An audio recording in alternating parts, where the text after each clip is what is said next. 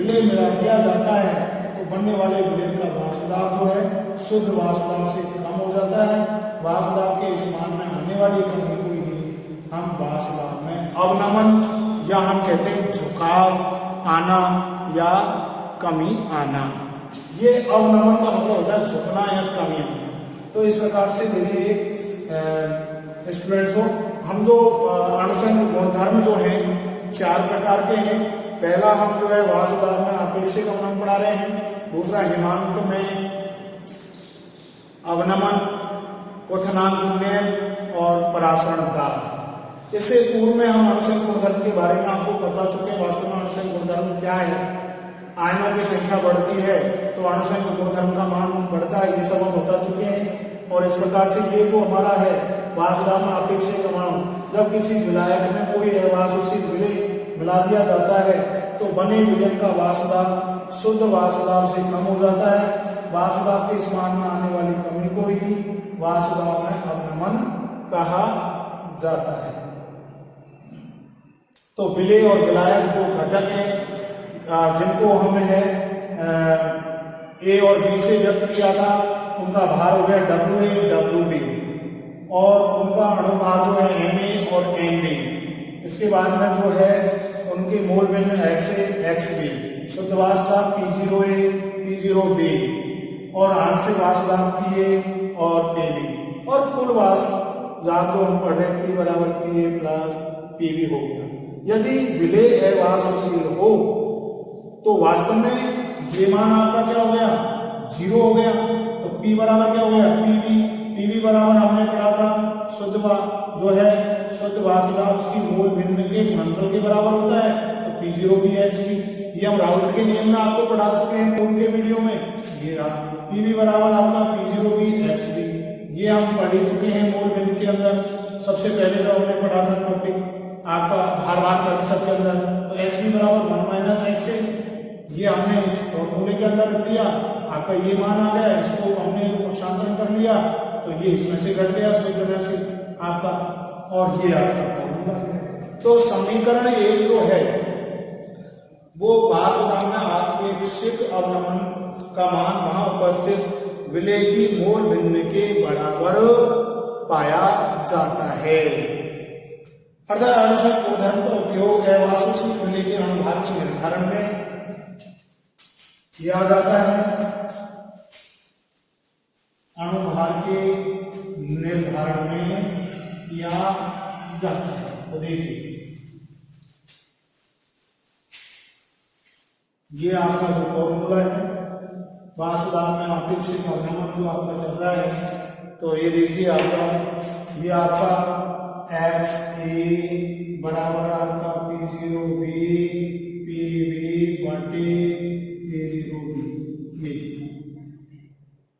ये जो है या हम इसको ऐसे ले सकते हैं वाष्पदाब में आपेक्षिक अवनमन। वाष्पदाब में जैसे P0B माइनस PB P0B और ये हो गया वाष्पदाब में आपेक्षिक अवनमन। ये लीजिए अब देखिए हम यहाँ पर जो अगला टॉपिक पढ़ेंगे वो इसी के अंदर जो हम पढ़ेंगे वो अवाष्पशील विलय के अणुभार की गणना करना है। अवाष्पशील विलय के अणुभार की गणना करना, अवाष्पशील विलय के अणुभार का निर्धारण करना,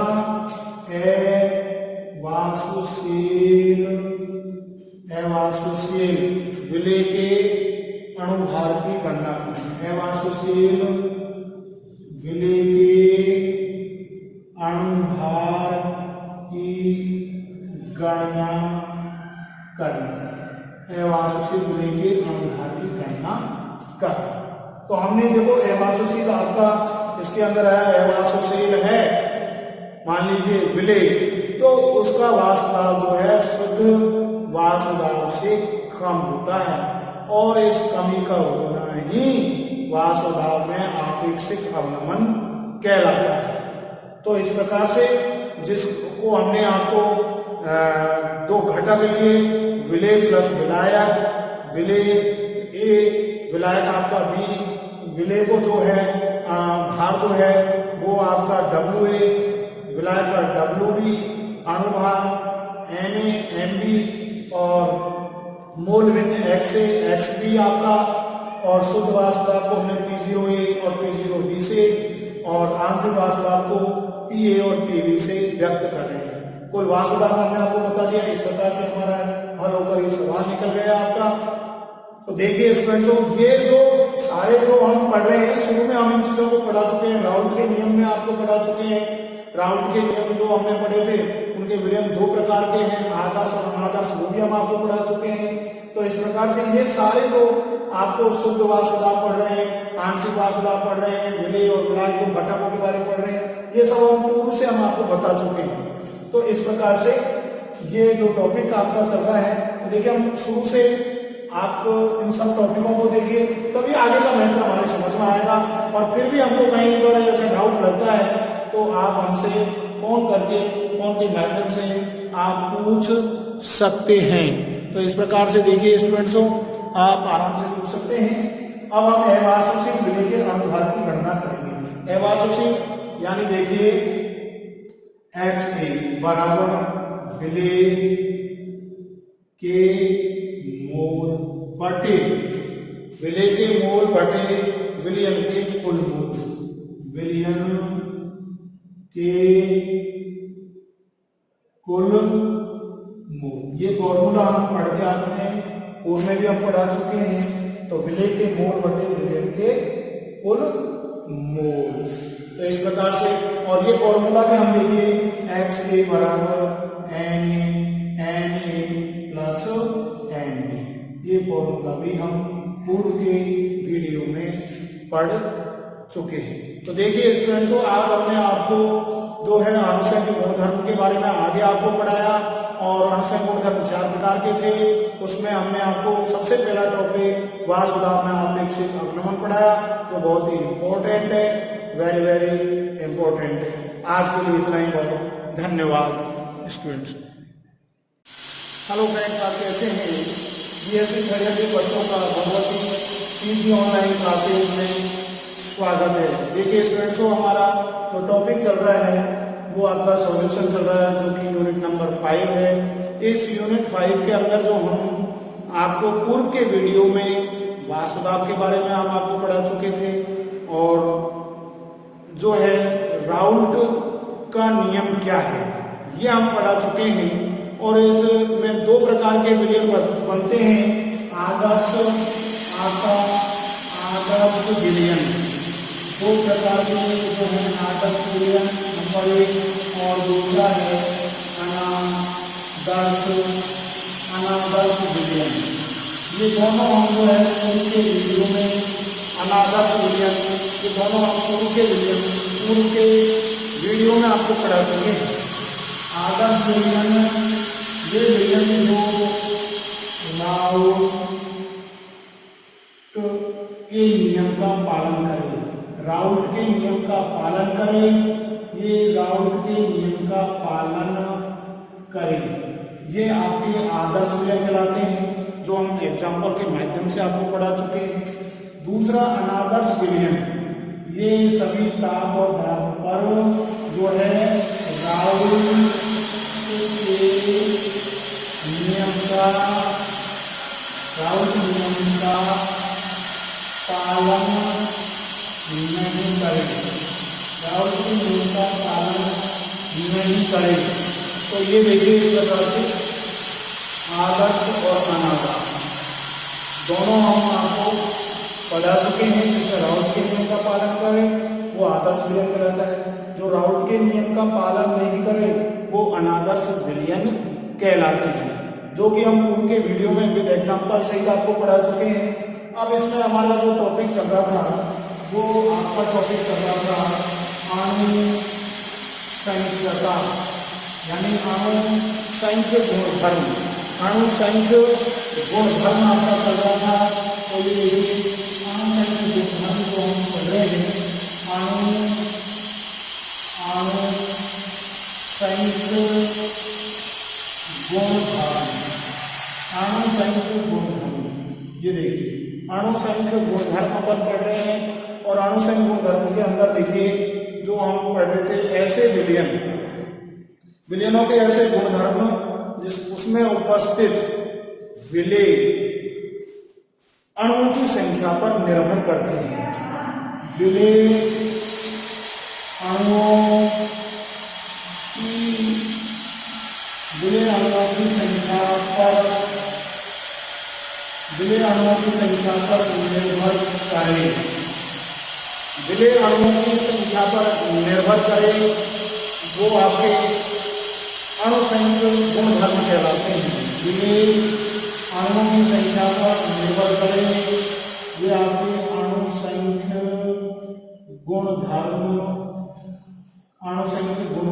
कहलाते हैं। अणुसंख्य गुणधर्म कहलाते हैं। क्या कहलाते हैं? अणुसंख्य गुणधर्म कहलाते हैं। और इन गुणधर्मों का मान जो है विलेय पदार्थ की प्रकृति पर नहीं करता है। इनका मान विलेय पदार्थ की प्रकृति पर निर्भर नहीं करता है। विलेय पदार्थ की प्रकृति पर निर्भर नहीं करता है, केवल जो है इनकी तनुता पर निर्भर करता है। अर्थात अणुसंख्य गुणधर्म केवल तनु विलयनों के गुणधर्म पर निर्भर करता है।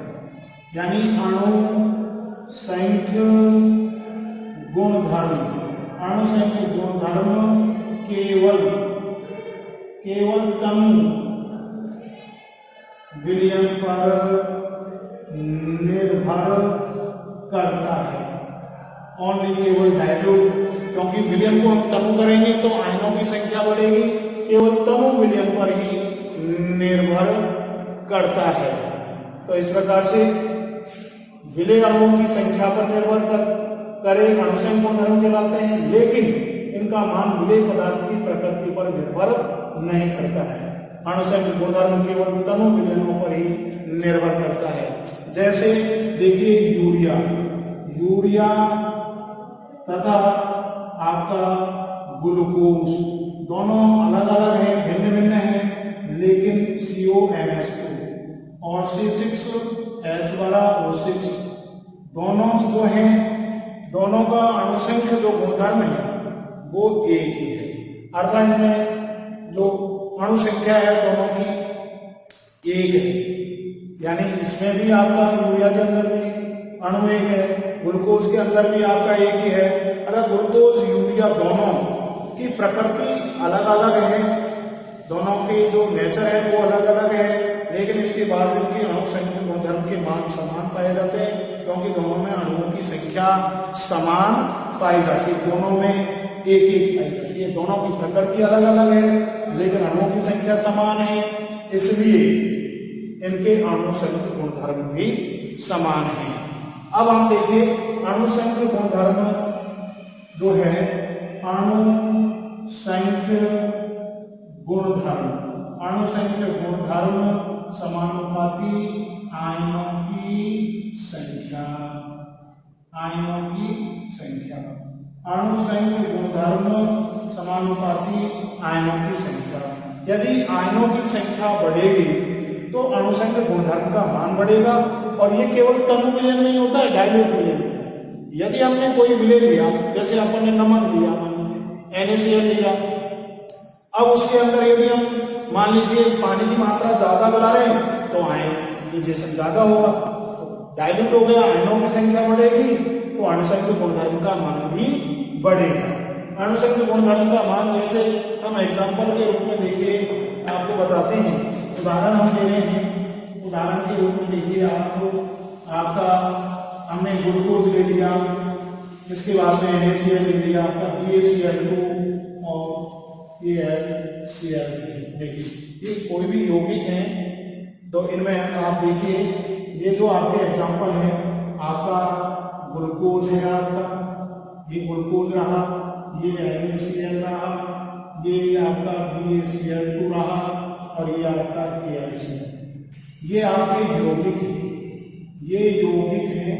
और इन यौगिकों के अंदर हम आयनों की संख्या देखें, मान लीजिए तो इसके अंदर 1 है, इसके अंदर देखो हम आयनित करेंगे Na+Cl-, तो ये हो गया आयनों की संख्या। और आयनों की जो संख्या है वो कितनी हो गई, 2। और ये देखिए Ba+2 और 2Cl- आयन आपके 3 हो गए। यहाँ देखिए Al+3 और 3Cl-, तो कितने हो गए, 4 आयन। आयनों का क्रम बढ़ता है, ये आयनों का क्रम जो है वो बढ़ता है, बढ़ रहा है आपका। और अभी हमने जस्ट पढ़ा था कि अणु संख्य गुणधर्म जो है समानुपाती आयनों की संख्या। अणु संख्य गुणधर्म कब बढ़ेगा, जब किसी भी विलयन के अंदर उसके आयनों की संख्या बढ़ती है। उसके आयनों की संख्या बढ़ेगी तो वास्तव में उसके अणु संख्य गुणधर्म का मान बढ़ेगा। तो यहाँ पर आयनों की संख्या 4 है, तो वास्तव में इसके अणु संख्य गुणधर्म का मान अधिक होगा। ग्लूकोज के अंदर जो है आयनों की संख्या 1 ही है, तो इसलिए इसका अणु संख्य गुणधर्म का मान 1 ही। तो हमने जस्ट अभी आपको बताया था भाई यूरिया और ग्लूकोज दोनों भिन्न भिन्न प्रकृति के हैं, लेकिन दोनों के अंदर जो अणु संख्या की संख्या है वो 1 है। तो इसलिए प्रकृति में दोनों अलग अलग हैं, लेकिन दोनों के अंदर जो है अणु संख्या वो है 1 है, इसलिए ये समान है। अब हम देखिए, आपको एक एग्जांपल, एक उदाहरण आपको कराते हैं। वो उदाहरण देखिए आपको K4 एक सवाल हम देते हैं, जिसके अंदर आपको अणु संख्या गुणधर्म का मान ज्ञात करना है। वो सवाल आप देखिए, अणु संख्या गुणधर्म के अंदर हम एक सवाल आपको दे रहे हैं K4। जो सब क्वेश्चन है आपका वो देखिए, आपका K4 AgCl का होल 6 आपका K4 AgCl का होल 6 तथा Al2SO4 का होल थ्राइस के अणु संख्या गुणधर्म समान होते हैं। के अणु संख्या गुणधर्म समान होते हैं, के अणु संख्या गुणधर्म समान होते हैं। तो देखिए, अब हम हल कर रहे हैं दोनों के समान कैसे। तो देखिए, ये K4 आपका AgCl का होल 6 उत्क्रमणीय रिएक्शन 4K प्लस आपका, और ये आपका हो गया AgCl का होल 6, ये 4 माइनस आपका आवेश, धनावेश इतना नहीं आवेश है। तो यहाँ पर जो आयनों की संख्या है 4 है, 4 आपके आयन हो गए, और ये आपका 1 हो गया, 1 हो गया। तो इस प्रकार से इसके अंदर जो अणु संख्या गुणधर्म है वो है आयनों की संख्या 5 है। दूसरा जो हमारा सवाल है वो Al2SO4 का होल थ्राइस उत्क्रमणीय रिएक्शन आपका 2Al+3 तो आयन दे दीजिए। यहां हमने आयनों की संख्या 5 है, यहाँ आयनों की संख्या 2, ये रहे 2 आयन। यहाँ कितने आयन हैं, 3 बराबर 5। तो इन दोनों के अणु संख्या गुणधर्म समान है, क्योंकि दोनों में जो है आयनों की संख्या आपकी समान है।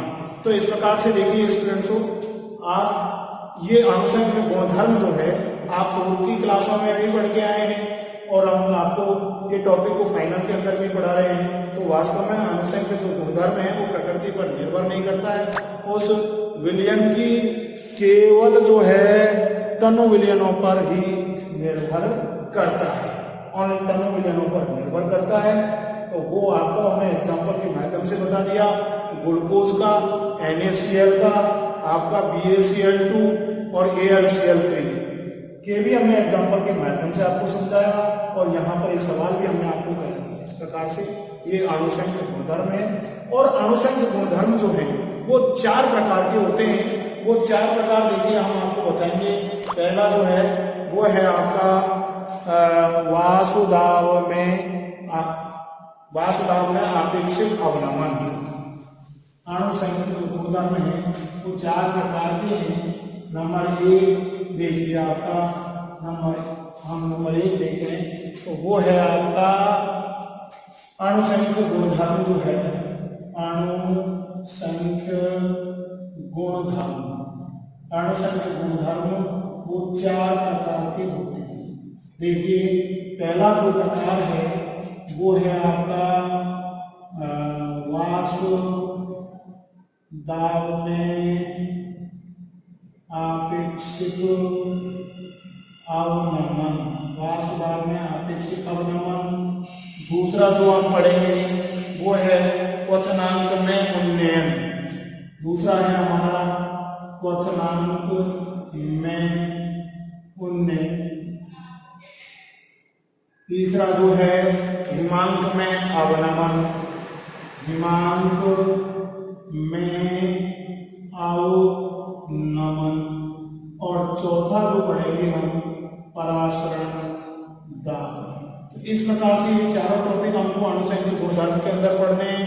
जो आनुषंगिक गुणधर्म आपका टॉपिक चल रहा है तो पहला वासुदाव में आपेक्षिक अवनमन पढ़ेंगे, क्वथनांक में उन्नयन और चौथा हिमांक में अवनमन और तीसरा हिमांक में अवनमन। चौथा जो पढ़ेंगे हम वो है पराशरण दाब। चारों ही बहुत इंपॉर्टेंट है। पिछली बार जो एग्जाम हुई थी आपकी कोविड में फाइनल में उसमें हिमांक में अवनमन आया था, आपका मेजर क्वेश्चन के रूप में आया था, सी सेक्शन का क्वेश्चन आया था। तो ये बहुत ही इंपॉर्टेंट है।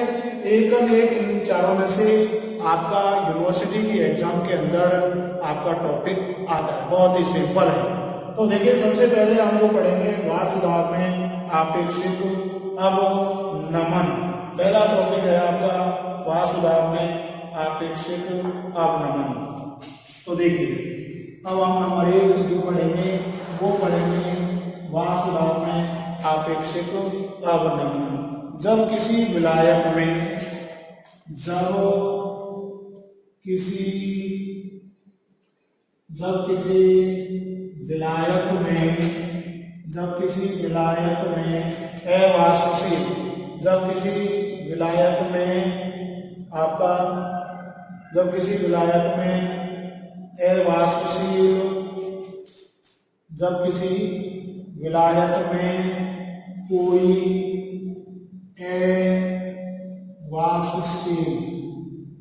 कोई अवासशील विलय मिला दिया जाता है तो अवासशील विलय मिला दिया जाता है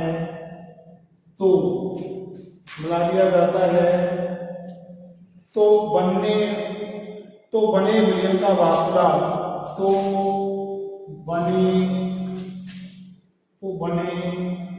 विलयन का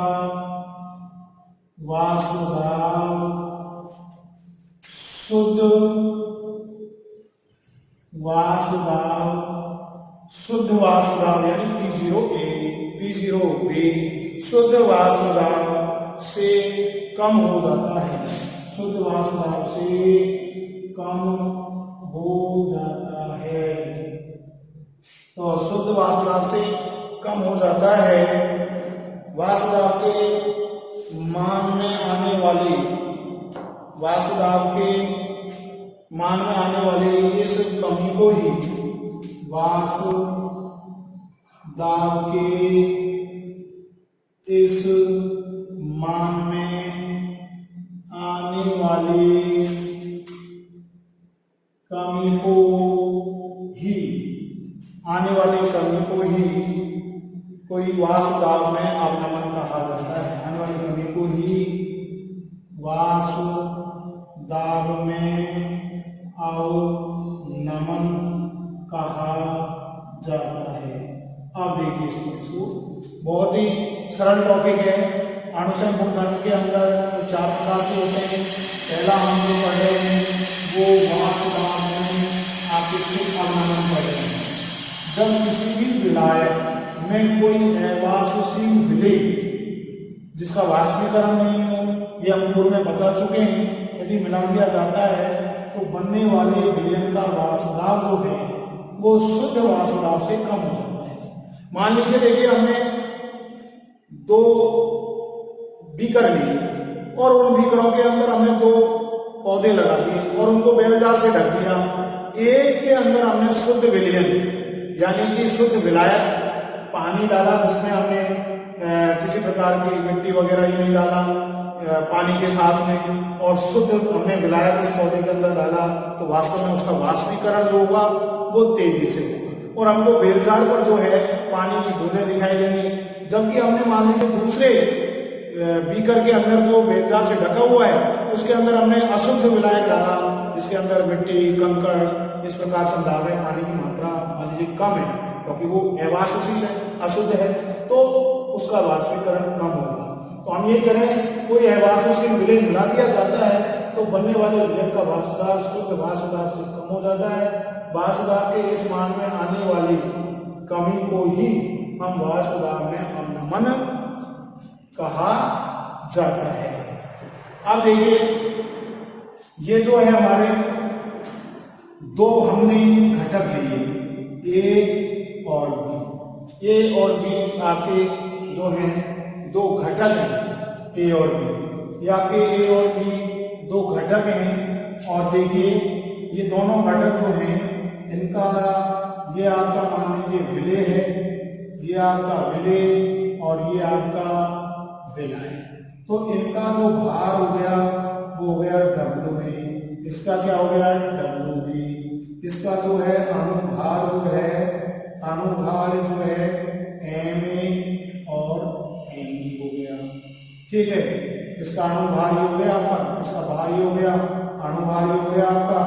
और मोल भिन्न देखिए, मोल भिन्न इसकी XA, इसकी XB।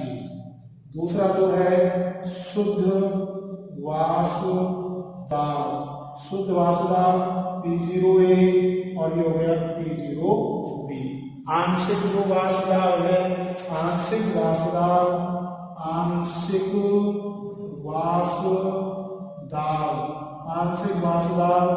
PA और PB। तो देखिए स्टूडेंट्स, ये चीजें हम जो है आपको पूर्व के वीडियो में भी हम आपको बता चुके हैं। वहां 2 घटक लिए थे, विलेय और विलायक, उनमें भी हम आपको समझा चुके थे। ये इस प्रकार से विलेय और विलायक। अब देखिए, P बराबर जो है आपका PA PB। कुल वाष्पदाब जो है आपका इस प्रकार से है। यदि विलेय अवाष्पशील हो तो, यदि आपका विलेय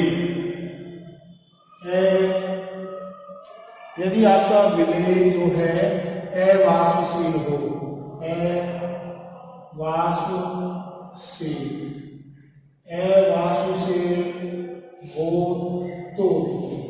तो क्या हो जाएगा, इसका मान 0 हो जाएगा आपका। तो P बराबर आपका क्या हो गया PB, और PB बराबर क्या होता है P0B और XB। ये रहा आपका। तो देखिए, PB बराबर आपका P0B और XB। अब हम XB का मान रखेंगे, तो हम पढ़ चुके हैं XB बराबर 1। देखिए आपका ये हो गया, तो XB बराबर 1 माइनस XA, ये हमने मान रख दिया। तो PB बराबर आपका क्या हो गया P0B आपका, और XB की जगह आपका मान हो गया 1 माइनस XA। तो PB बराबर P0B माइनस P0B और XA। ये देखिए, ये हो गया आपका।